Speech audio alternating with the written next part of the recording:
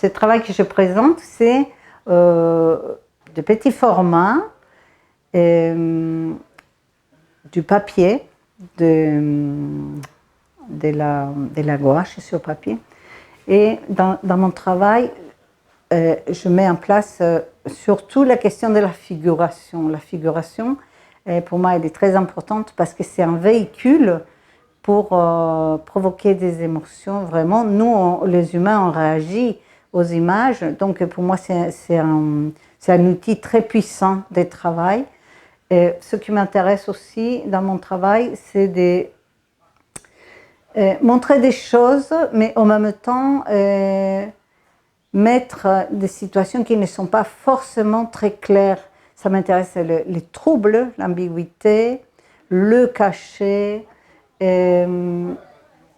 dans une atmosphère qui est pas forcément apparemment difficile, mais que si on regarde avec attention, il y a souvent une partie d'agression ou des choses difficiles aussi. Bon, dans cette pièce, on a plusieurs sortes de démarches.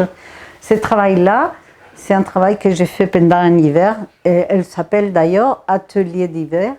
C'est donc un travail sur papier encore, de l'acrylique, et plutôt des couleurs très très peu présentes, plutôt de noir et blanc. Et dans ce travail, ce qui m'a intéressé, c'est la superposition des images qui apparaissent comme dans une palimpseste dans laquelle on perçoit une chose qui est derrière, une sorte de fantasme ou des fantômes. Voilà. Ensuite, on a ce travail-là, qui c'est un travail récent, gouache sur papier aussi. Et dans ce travail, par exemple, je mets en place un univers aussi dans lequel on ne sait pas exactement où on est. En particulier, ces deux pièces, elles ont à voir avec l'animalité. Et puis aussi, cette écriture de points qui est présente pour dire juste c'est de la peinture. Finalement, ce n'est que de la peinture. Tout ça, c'est du mirage. On voit des scènes et des choses comme ça, mais finalement, ce n'est que de la peinture. Ce travail, il s'appelle Intérieur bourgeois. C'est un travail que j'ai fait pendant le confinement.